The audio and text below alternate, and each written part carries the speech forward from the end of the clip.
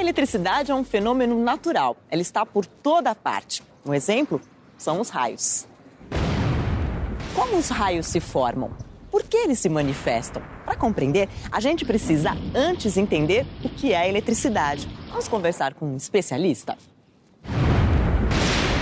Eu estou com o professor de física, Reinaldo Espinosa, aqui no laboratório onde ele trabalha. Professor, a gente gostaria de entender melhor a questão da eletricidade como um fenômeno natural. Você pode ajudar a gente? Claro, será um prazer. A eletricidade é um dos fenômenos naturais mais marcantes que a gente conhece. É o caso dos raios, por exemplo? Exatamente. Os raios são um bom exemplo de eletricidade. E para entendê-los, a gente precisa começar pensando no modelo de matéria. Os cientistas imaginam a matéria formada por pequenas partículas chamadas átomos. E, professor, é correto dizer que o átomo é a menor parte da matéria? Não, Carla. O átomo, mesmo sendo muito pequeno, por sua vez é formado por partículas ainda menores, chamadas partículas subatômicas. Algumas delas ficam concentradas no núcleo do átomo e outras girando ao redor desse núcleo na chamada eletrosfera. No núcleo, nós temos dois tipos de partículas, nêutrons e prótons. Os nêutrons não têm carga elétrica e os prótons têm carga elétrica positiva.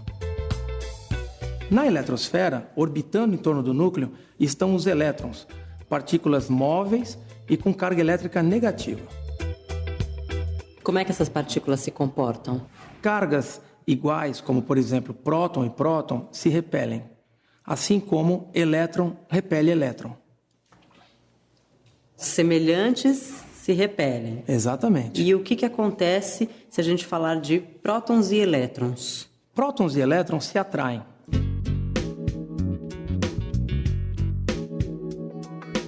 Agora, professor, se a matéria tem cargas elétricas, por que a gente não leva choque o tempo todo?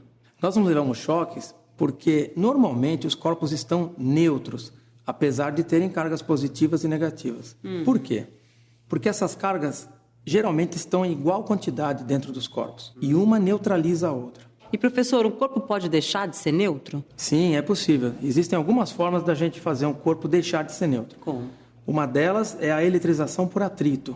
Por exemplo, eu pego essa espátula que é de plástico e essa meia de nylon e vou atritar uma contra a outra, fazendo um pouco de força.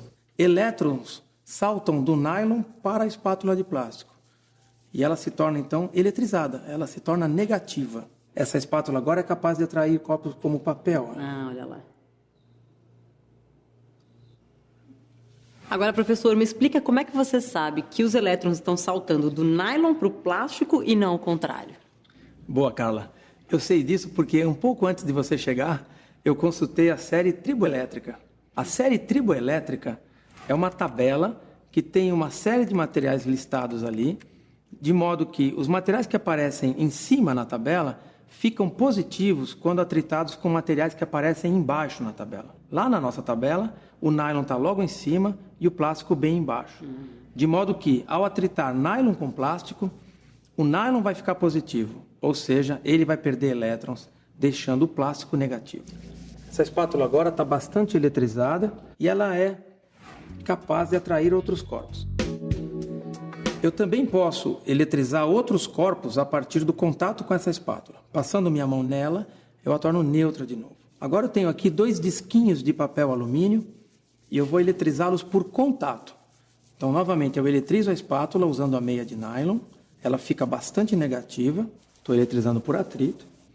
E agora, por contato, eu eletrizo esses disquinhos. Veja que um deles já tocou na espátula. E o legal é que depois do toque, eles passam a repelir a espátula. Por quê? Porque eles têm cargas iguais às dela. Aí não atraem mais. Exatamente, repelem. Cargas de sinais iguais se repelem.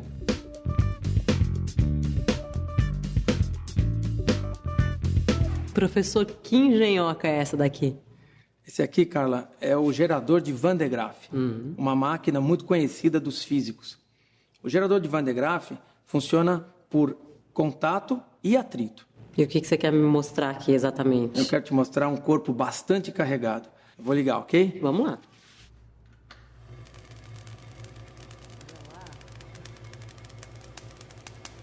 O que a gente está vendo aqui é que todo o papel, assim como a cabeça metálica do Van de Graaff, ficou eletrizado com cargas de mesmo sinal.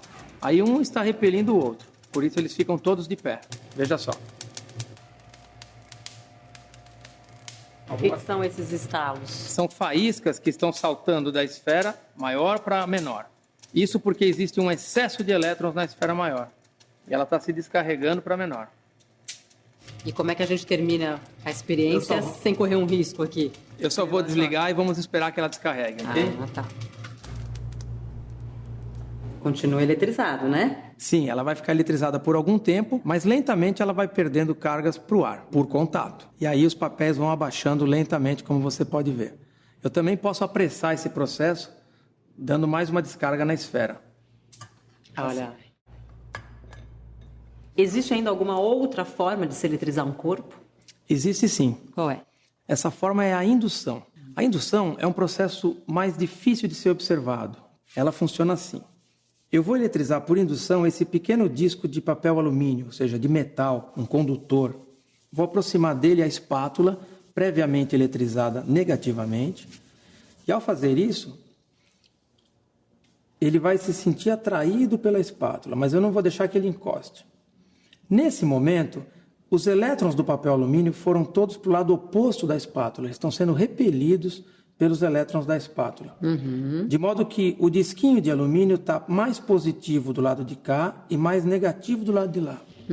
Assim, a atração que ele sente pela espátula é maior do que a repulsão. Nessa hora, quando a indução das cargas foi providenciada, eu toco no lado oposto do disquinho. Opa, o que aconteceu aí? É uma coisa muito rápida, mas o que aconteceu é que os elétrons que estavam todos desse lado passaram para mim, que sou um corpo maior, estou neutro no momento, de modo que o disquinho ficou todo positivo. E aí, imediatamente, ele foi atraído pela espátula, tocou nela, e agora ele é negativo novamente.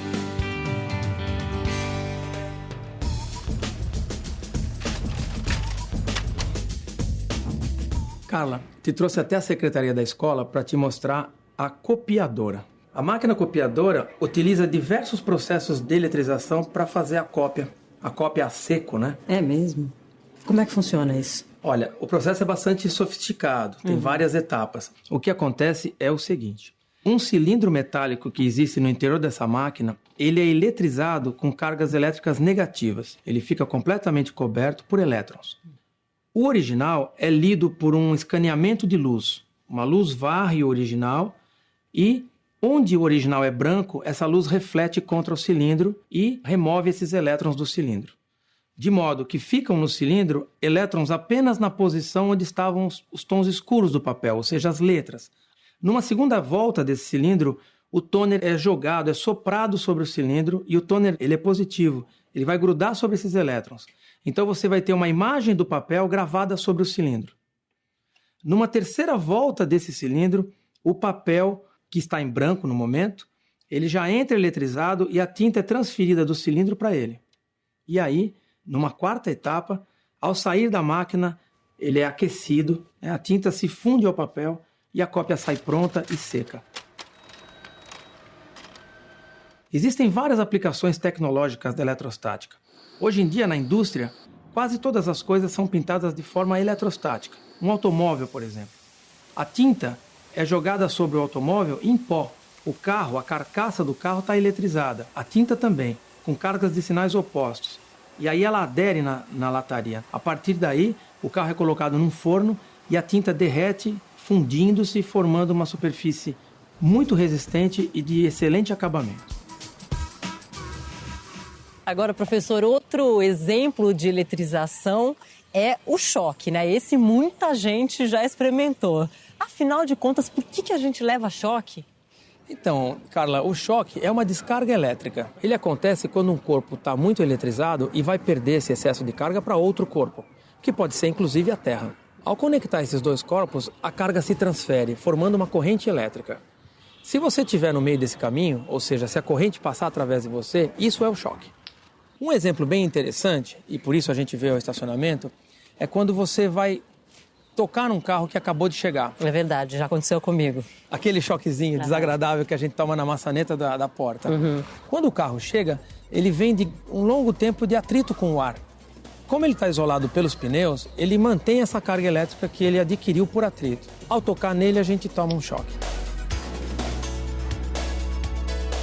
Bom, professor, a gente já falou sobre átomos, matéria, eletrização de corpos, eletricidade, mas faltou a resposta para a nossa primeira pergunta, né? É aqui no campo de futebol que finalmente a gente vai entender como é que se formam os raios? É isso mesmo, Carla. Porque campos de futebol, assim como todos os lugares descampados, são lugares de alta incidência de queda de raios, no caso de haver pessoas, porque elas se transformam em pontos dominantes da paisagem. Mas espera aí, professor, tá armando uma chuva aí, não é um pouco perigoso a gente ficar aqui, não?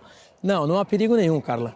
Aqui nós estamos protegidos por uma série de para-raios que foram instalados ao lado do campo. E falando então sobre a formação dos raios. A formação dos raios é um fenômeno bastante complexo, mas ele pode ser resumido de uma forma simples. Basicamente, as nuvens, atritando-se umas nas outras, ficam carregadas. A maioria delas se transforma em nuvens negativas, com excesso de elétrons. Ao parar sobre o solo, elas induzem no solo cargas positivas, os prótons, como a gente viu no laboratório. O solo estando positivo e a nuvem negativa, pode surgir uma centelha, uma faísca, um arco voltaico que permite a formação do raio e a queda do raio, a liberação da energia contida na nuvem. E professor, onde é que cai mais raio no mundo, hein? No Brasil. No Brasil? Sim. O Brasil é o recordista em queda de raios, com aproximadamente 50 milhões ao ano. Uau! Por que isso acontece? Então, há vários motivos, mas basicamente porque o Brasil é um país tropical, onde normalmente o número de raios já é maior, além do que é um país muito grande. A nossa extensão territorial explica uma boa parte disso. Professor, eu adorei a aula. Muito obrigada por todas as experiências e explicações, viu? Por nada, estamos aqui à sua disposição. Obrigada. E para vocês, ótimos estudos. Tchau, até mais.